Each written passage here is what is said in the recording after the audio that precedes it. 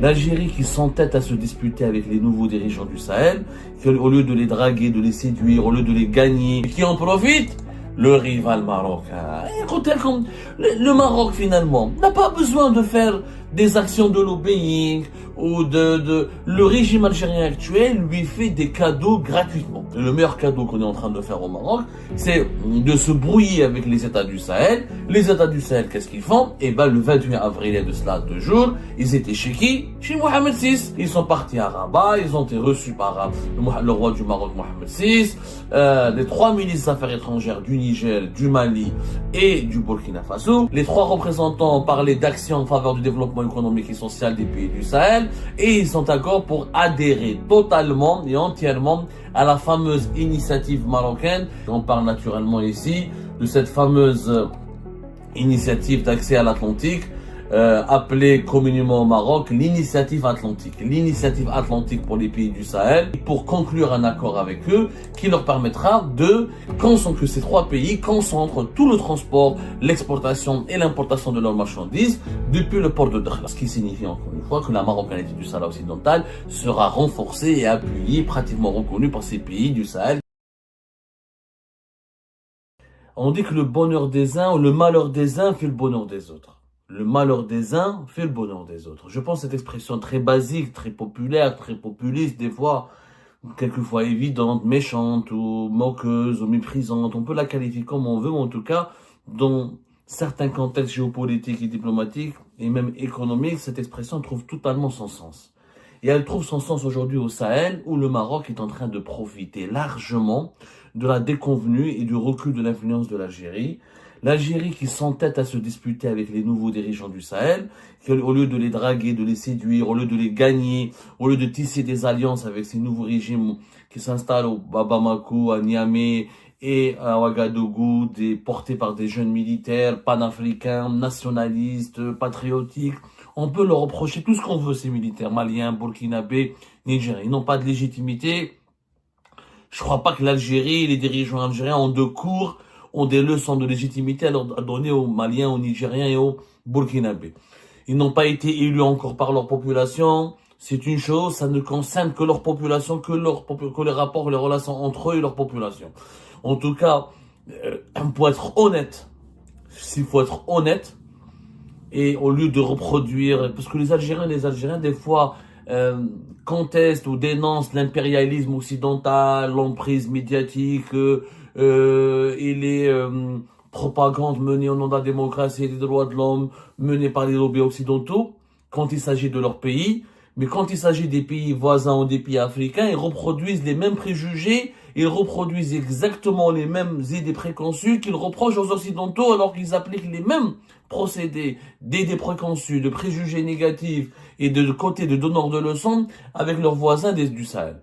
Les élections démocratiques dans les pays du Sahel ne concernent que les populations des pays du Sahel. Et aujourd'hui, si les militaires maliens, burkinabés et nigériens n'étaient pas légitimes, on n'était pas populaire, on n'était pas soutenu par une bonne partie de la population, on aurait eu des révoltes populaires importantes, on aurait eu des scènes d'anarchie, on aurait eu des divisions, voire même des guerres civiles. Ce n'est pas le cas. Aujourd'hui, tous les observateurs honnêtes et tous les connaisseurs du Sahel et toutes les personnes qui sont parties au Sahel, que ce soit au Burkina Faso, au Mali, au Niger, affirment qu'il y a une relation harmonieuse, qu'il y a un soutien populaire de plus en plus important au profit de ces jeunes militaires qui ont pris le pouvoir dans les 3 pays du Sahel et qui ont créé l'Alliance des États du Sahel depuis fin 2023 et qui l'ont renforcée durant toute l'année 2024. C'est un nouvel ordre régional qui est en train de créer en Afrique. Nous avons une nouvelle génération de dirigeants qui sont panafricains, qui sont patriotiques, qui veulent l'émancipation des pays du Sahel de l'emprise des pays occidentaux, notamment de la France et des anciennes puissances colonisatrices, qui se rapprochent davantage de la Chine et de la Russie et qui veulent créer une nouvelle organisation régionale basée sur des nouvelles valeurs, une nouvelle vision, une nouvelle façon de faire de la politique. L'Algérie qui, dans son héritage historique, dans son histoire glorieuse depuis l'indépendance jusqu'à malheureusement cette décennie noire qui nous a fait un petit peu bousculer. Mais heureusement qu'on a eu la renaissance de l'Algérie durant les années 2000 avec le régime de Bouteflika. L'Algérie a toujours défendu ce panafricanisme, cette émancipation par rapport à tous les impérialismes, cette nécessité de créer un nouvel ordre régional, un nouvel ordre international. Elle a toujours défendu, elle a toujours été proche des dirigeants qui ont été anti-impérialistes, comme Chavez, comme Nelson Mandela, comme pas mal de pays dont je vais pas donner des exemples, il faudra une émission historique. Mais si l'Algérie de Bouteflika était encore en vie, vous allez voir comment les relations auraient été fortes, auraient été solides avec l'Alliance des États du Sahel. Mais comme c'est une Algérie épidermique, une Algérie nerveuse, une Algérie agressive, une Algérie totalitaire, une Algérie qui méprise ses voisins, notamment ces Africains du Sahel à qui on a voulu donner des leçons et leur imposer des accords, etc. L'Algérie de Boun a préféré soutenir la minorité touareg, elle a préféré se ranger du côté de groupuscules armés touareg au lieu de se ranger des nouvelles autorités de transition qui sont, qu'on le veuille ou non, beaucoup plus intelligentes, beaucoup plus légitimes. Parce qu'on parle de légitimité, je pense pas que les groupes armés touareg ont plus de légitimité que les militaires maliens ou les militaires du Niger ou du Burkina Faso. Au lieu de se ranger dans le bon sens de l'histoire, du côté des vainqueurs, du côté des gens justes. Parce que veulent les militaires maliens, nigériens et burkinabés? L'indépendance de leur pays, la sécurité de leur pays, l'intégrité territoriale de leur pays, le développement local de leur pays et la souveraineté de leur pays. Ce sont les mêmes valeurs historique que défendait l'Algérie. Mais malheureusement, vous avez bien vu que pratiquement depuis 2023, nous avons des relations très mauvaises avec le Mali et que depuis avril 2025, nous sommes dans une situation de quasi-rupture diplomatique avec le Mali et nous avons provoqué l'hostilité de ces deux alliés, de ces deux voisins qui sont le Burkina Faso et le Niger. Et depuis le 6-7 avril 2025, il n'y a plus d'ambassadeurs de ces trois pays à Alger. Il n'y a plus d'ambassadeurs algériens dans ces trois pays. La situation, elle est extrêmement tendue. On a même voulu parler d'une guerre entre l'Algérie et le Mali, on parle même de menaces, on parle depuis l'histoire du fameux drone malien qui a été abattu par l'armée algérienne aux frontières de l'Algérie le 31 mars, dans la nuit du 31 mars au 1er avril 2025, les situations ne cessent de s'aggraver terriblement au point où ces trois pays tournent le dos à l'Algérie et se rapprochent de qui? Et qui en profite? Le rival marocain. Écoutez, comme le Maroc finalement n'a pas besoin de faire des actions de lobbying ou le régime algérien actuel lui fait des cadeaux gratuitement.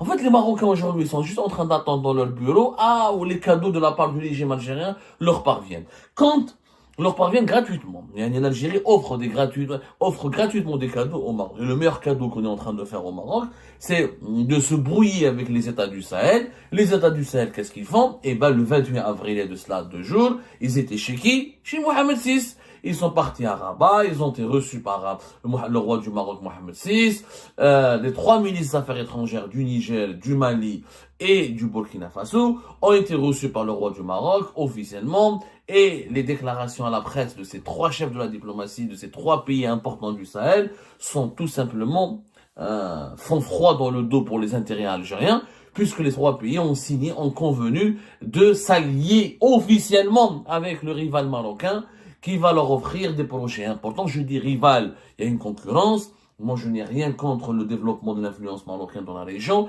mais j'ai pas envie qu'elle se fasse au détriment des intérêts de notre pays. L'Algérie, qui était toujours la gardienne, le gendarme de la région, et qui a toujours été considérée comme la première puissance régionale dans la région, on est en train de perdre ce statut. Pour ne pas dire on l'a perdu définitivement au profit du concurrent marocain qui a bien joué le coup intelligemment, qui a profité de ces tensions, de ces incompréhensions et des mauvais choix des autorités algériennes qui, au lieu, encore une fois, de miser, de se rapprocher, de séduire, de fidéliser, de construire des partenariats fidèles et d'aller vers des rapports harmonieux et de se proposer comme étant le grand ami, l'accompagnateur de cette alliance des États du Sahel qui veut légitimement exister pour préserver sa sécurité, développer et assurer son développement, eh ben, on a gagné leur hostilité et et le Maroc est en train de gagner leur amitié. Alors, les trois ministres ont fait des déclarations extrêmement importantes. Les trois représentants ont parlé d'action en faveur du développement économique et social des pays du Sahel et ils sont d'accord pour adhérer totalement et entièrement à la fameuse initiative marocaine qui permettra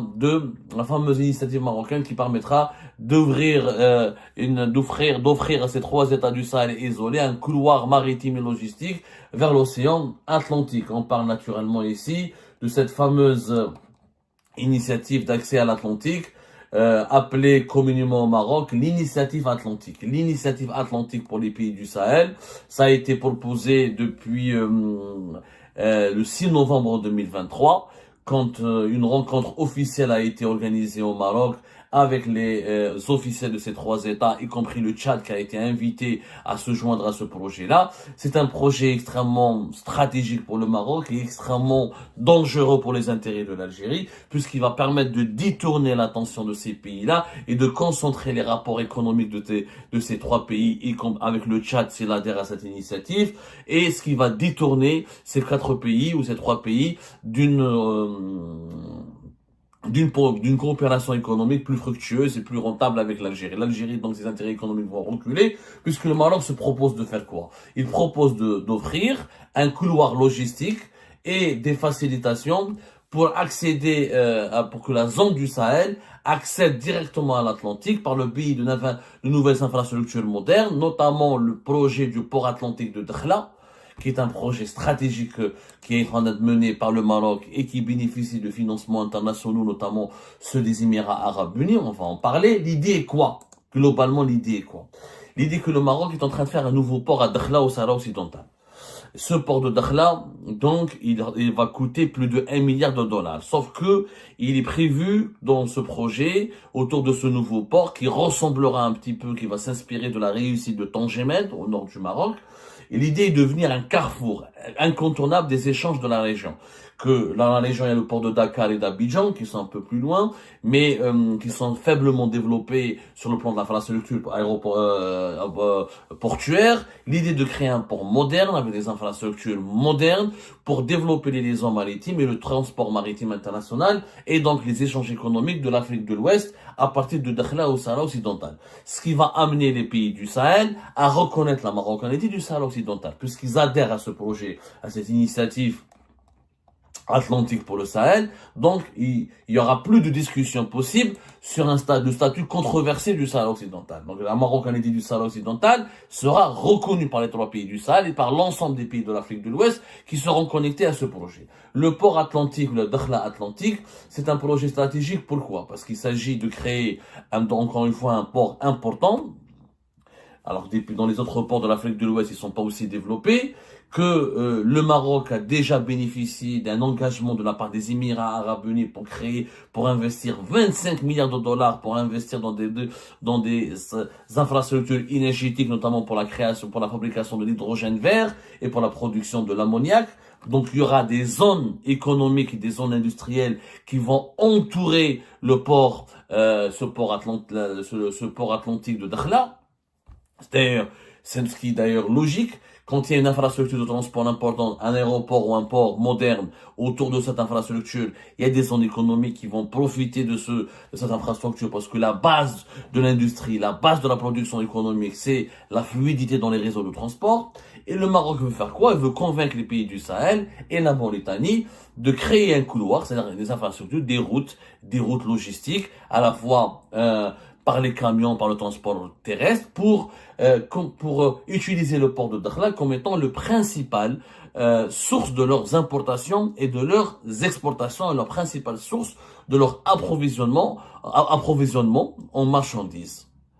Et leur principale source d'exportation de marchandises. Donc, il va y avoir une zone de libre-échange, quelque part, entre le Maroc, la Mauritanie et les pays du Sahel. La Mauritanie, pour le moment, on ne connaît pas très bien sa position, mais les Mauritaniens sont très intelligents, ils suivent leurs intérêts. Quelquefois, ils sont avec l'Algérie, quelquefois, ils sont avec le Maroc. Mais officiellement, et dans les coulisses, les Mauritaniens appuient ce projet-là s'il leur ramène des dividendes et s'il impacte directement et positivement leur économie. Et comme les Mauritaniens se sont rapprochés énormément durant l'année 2024 du Maroc et des Émirats Arabes Unis, et se sont éloignés de l'initiative algérienne de créer un Maghreb sans Maroc, ça veut dire un Maghreb avec la Libye uniquement la Tunisie. Donc tout indique que ce projet est en train de s'accélérer, d'autant plus que le port atlantique de Dakhla est prévu, si tout va bien, à partir de 2029. On parle d'une échéance de 2028 pour la fin de sa construction, mais normalement, d'après les sources les plus indépendantes, parce que voilà, malheureusement au Maroc aussi la liberté de la presse, elle est extrêmement relative et les médias libres ne sont pas très nombreux, on va dire. Donc le projet Dakhla Atlantique, selon les sources les plus indépendantes et les plus fiables, il connaîtra un achèvement à partir de 2028 avec une mise en service à partir de 2029. 2028-2029, nous sommes en 2025, c'est dans 3 ans. Donc les Marocains font un lobbying important, ils profitent des mauvaises relations entre les États du Sahel et l'Algérie pour les draguer, pour conclure un accord avec eux qui leur permettra de, que ces 3 pays concentrent tout le transport, l'exportation et l'importation de leurs marchandises depuis le port de Dakhla. Ce qui signifie encore une fois que la marocanité du Sahara occidental sera renforcée et appuyée, pratiquement reconnue par ces pays du Sahel qui étaient traditionnellement neutres, voire même proches du Polisario et des idées de l'Algérie et de la cause de l'Algérie qui défendait l'autodétermination de la population du Sahara occidental. Donc, c'est un coup, énorme coup politique, énorme coup économique. Pendant ce temps-là, nous les Algériens, pourtant on partage des milliers de kilomètres, pratiquement plus de 2000 kilomètres avec, on cumule le nombre de kilomètres que nous avons de frontières avec le Mali et le Niger, on aurait pu créer des infrastructures logistiques extrêmement importantes à Tamanrasset et à Ngzem, pas un port, mais on aurait pu créer des aéroports internationaux très modernes pour permettre à ces pays du Sahel qui se sont éloignés de la CEDEAO, qui ne veulent plus travailler avec la CEDEAO, de booster leurs exportations et leurs importations depuis les aéroports qu'on aurait pu développer à Tamanrasset ou à Ngzem ou à Borj Mokhtar. Mais au lieu de développer, au lieu de leur offrir des projets de développement économique à ces pays, on leur offre des hostilités politiques, des tensions diplomatiques. Donc les Nigériens, les Maliens et les Burkinabés, ils en ont eu marre, ils ont décidé de s'orienter vers le Maroc. Voilà. Les 3 ministres des Affaires étrangères du Mali, du Niger et du Burkina Faso ont affirmé leur adhésion totale et leur engagement pour accélérer la mise en œuvre de ce projet de l'initiative marocaine pour l'accès à l'Atlantique au profit de ces de leurs pays. Encore une fois, on parle de moi, ça me fait mal au cœur quand je parle de ce sujet parce que j'aime mon pays. Je suis pas jaloux des succès du Maroc. Je ne sais pas ce que sont. Vous savez, dans la géopolitique, dans les relations internationales, de toute façon, les succès sont éphémères. Alors, un retournement des situations n'est pas à l'abri. On n'est pas à l'abri de retournement de quelques retournements de situation, de quelques rebondissements. Si on a des nouveaux dirigeants en Algérie qui peuvent rectifier le tir et changer de politique, ils peuvent rattraper le retard, ils peuvent ramener vers le gérant de l'Algérie ou ramener vers l'Algérie et défendre les intérêts de l'Algérie, renforcer les intérêts de l'Algérie dans la région en ramenant vers l'Algérie ses dirigeants des États du Sahel. Donc tout n'est pas encore perdu, mais il n'en demeure pas moins que le Maroc est en train de progresser énormément dans cette initiative atlantique qui est à la fois politique, qui est à la fois économique et qui est stratégique. Et ben voilà, c'est la fin de cette vidéo. Je vous remercie toutes et tous, comme d'habitude, pour avoir suivi la vidéo jusqu'à la fin. N'oubliez pas de nous laisser vos commentaires et vos réactions sur le sujet de cette vidéo et de partager le contenu si ça vous intéresse. Et je tiens toujours à remercier nos abonnés et les personnes qui réagissent de façon régulière sur nos vidéos et qui nous suivent et qui nous laissent des commentaires. Donc merci beaucoup pour votre dynamisme et pour votre sens de partage et de discussion. Donc voilà, sans vous, ce contenu n'a pas vraiment de valeur sans cette communauté qui ne cesse de s'accroître. Donc merci beaucoup et à la prochaine dans une nouvelle vidéo. Au revoir.